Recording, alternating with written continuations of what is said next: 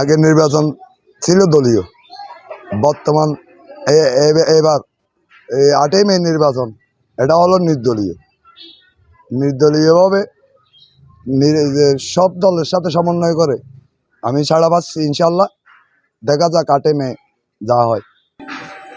জলবায়ু এবং পরিবেশ, প্রকৃতি, নিরহ জনগণ, সন্ত্রাসমুক্ত মহেশখালী, স্মার্ট মহেশখালী রূপান্তর করার চেষ্টা করব।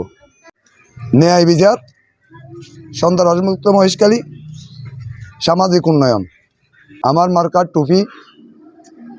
আগামী 8ই মে টুপি মার্কায় রায় দিয়ে মজলুম জনতার রায় হিসাবে পর্যবেক্ষণ করবে, এটাই প্রত্যাশা করতেছি ইনশাল্লাহ।